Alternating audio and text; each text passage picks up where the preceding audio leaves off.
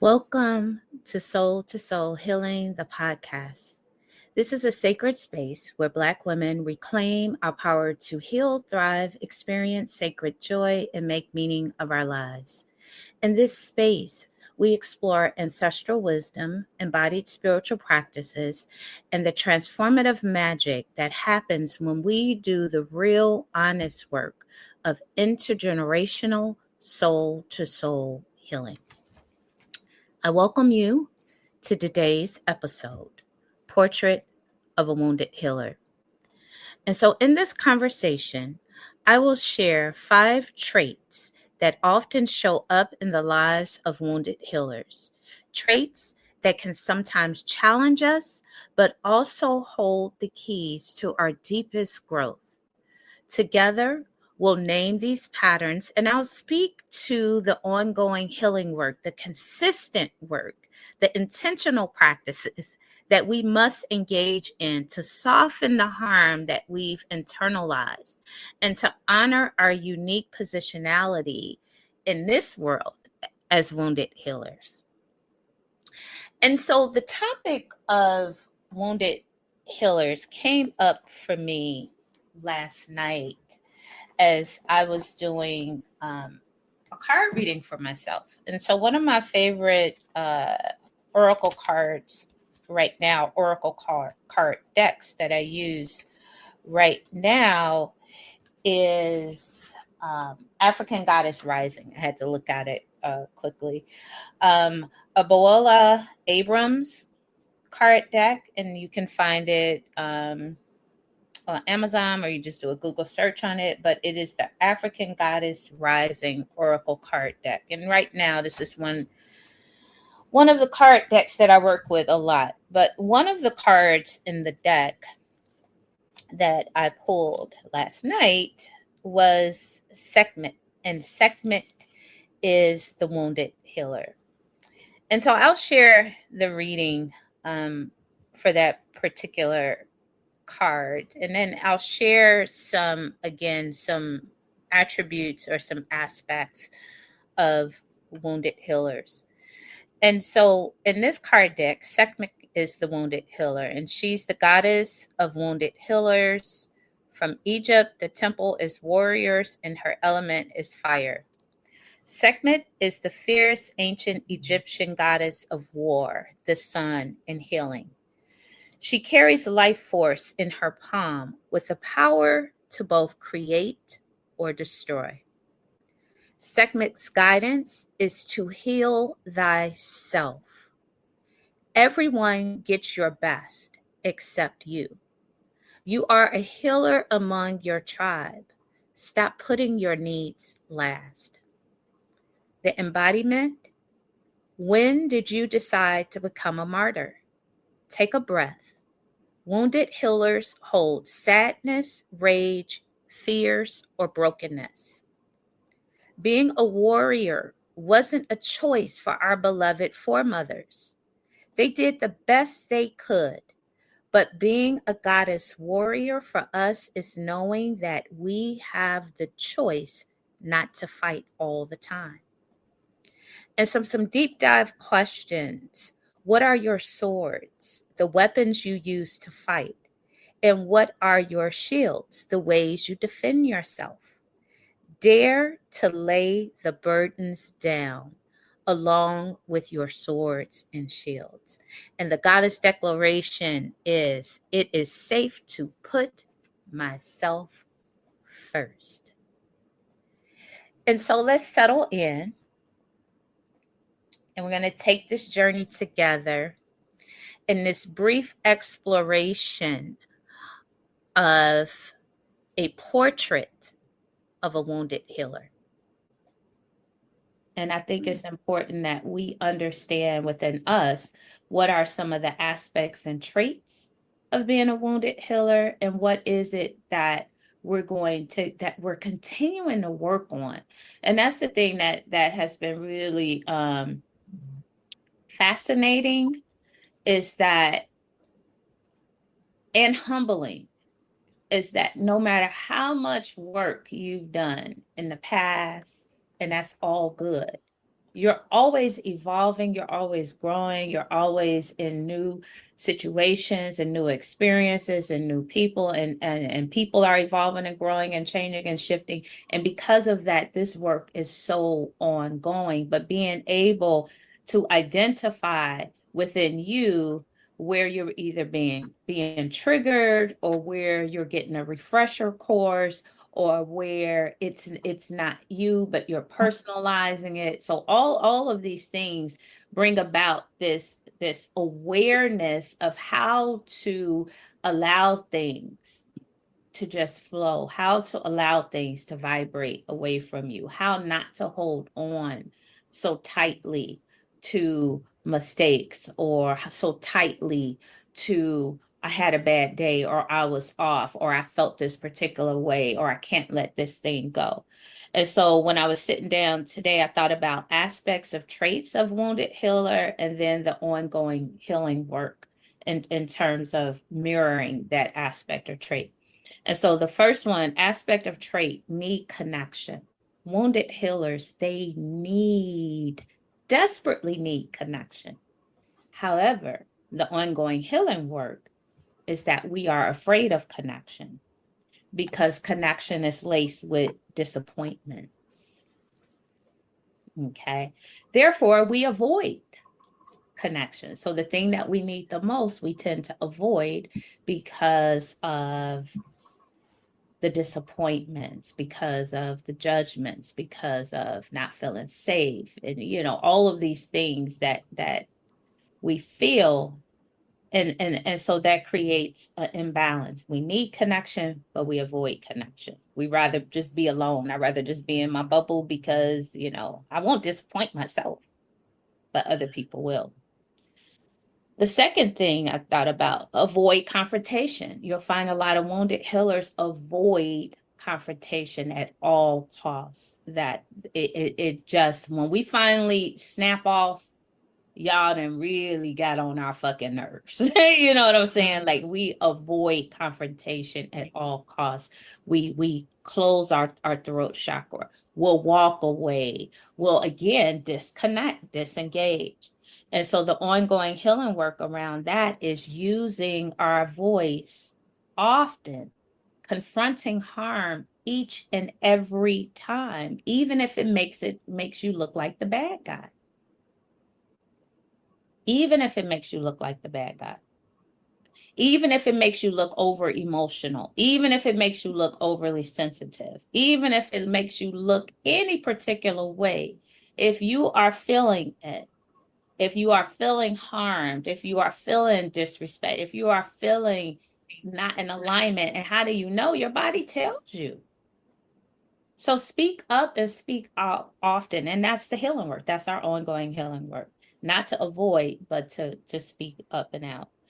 Another aspect or trait of wounded healing, difficulty following our intuition, following our first mind, especially when it comes to those we love.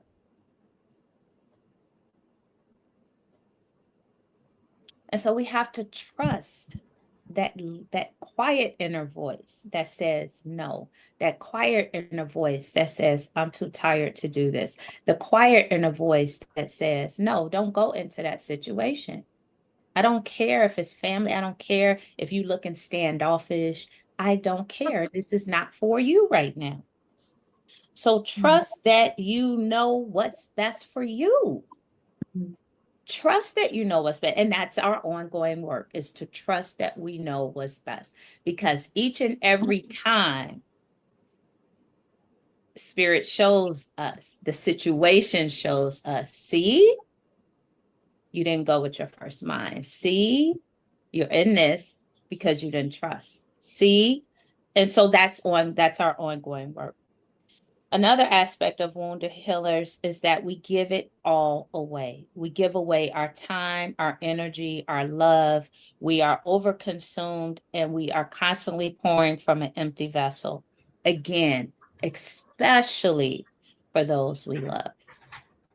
And so the ongoing work is prioritizing needs of self, honoring and expecting reciprocity. That's the ongoing work. Honoring and expecting reciprocity. Again, not reciprocity in a way of I do this for you, you do this for me.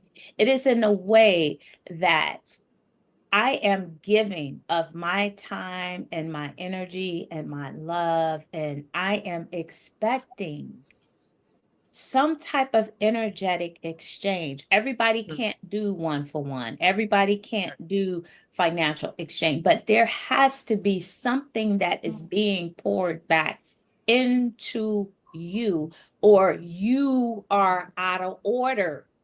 You're out of order, not them, but we get mad at everybody else. Oh, I'm such a giving person. Oh, I just, oh, no, you're out of order. Because if you don't expect anything, you're not going to get anything. That's not how it works. You're out of order. And the last one that I came up with is that we have difficulty forgiving. And that difficulty in forgiving is lack of compassion for self. Because a lot of times we'll be mad at others because we haven't created the clear boundaries. No, that ain't others. That's you. You're out of order. And it takes so much courage to create clear boundaries. It takes a lot of courage to say no. It takes a lot of courage to choose you first. It takes a lot of courage to expect something in return for your energy, for your time, for your guidance, for your wisdom. And so that lack of compassion is for ourselves. That lack of forgiveness is for ourselves. And so that ongoing healing work is filling our wounds, because we are wounded healers. We feel our wounds really, really deeply. But being able to let go, forgive, and not internalize the harm is our work.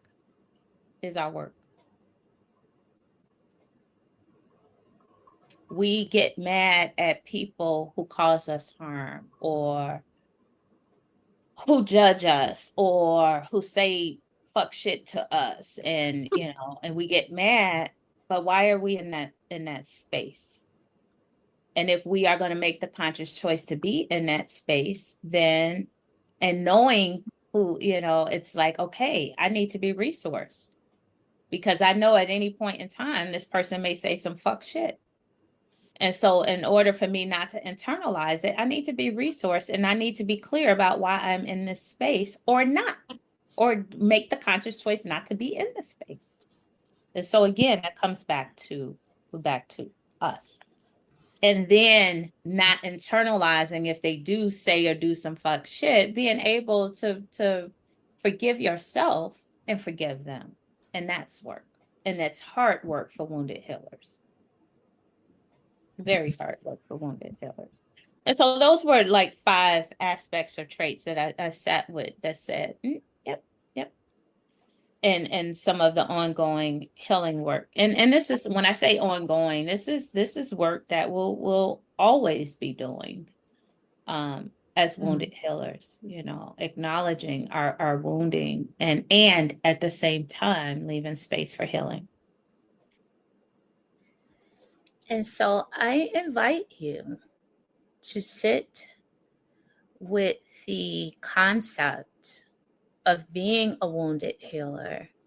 Sit with how that feels in your body, how those words feel in your body. Sit with the ways that you have navigated your own life and your own journey from a space or a place of wanting and needing to be that healer, coming here to be that healer, showing up as that healer, and yet and still embodying the harm of of the wounds. A lot of times it is those wounds that are the catalyst for us to do our own healing work. And speaking for myself, the catalyst to do my own healing work, and then see that, want to be that for others, want to be that catalyst of healing for others. However, that comes with boundaries. It has to come with boundaries, and it has to come with the ongoing work of creating balance within ourselves, because we can't pour from an empty cup. We can't give to others what we are still trying to cultivate within ourselves. So it's also a practice and a work of being mindful about our own capacity. And when we have reached that capacity, and what that means to have sacred boundaries. And so I want to thank you for joining me. This is a brief podcast, but I want to spark conversation. And I'm hoping that this conversation about the portrait of a wounded healer gives you something to reflect on a bit. And if you're interested in going a little bit deeper and understanding the historical aspects of some of our wounding, I invite you to look at a lot of the course offerings, so the on-demand course offerings that I have within the Journey Institute, as well as a live course that I am currently facilitating. We just started last week, and so if you are still interested in joining us, then just reach out to me. Just email me. I can be reached at dr.kimberlyj69@gmail.com, or reach out to me on any of my socials, and we could talk about getting you into the course. And so until next time, remember, our healing journey is sacred, our joy is revolutionary, and our souls have always known the path to intergenerational healing. Talk to you all soon.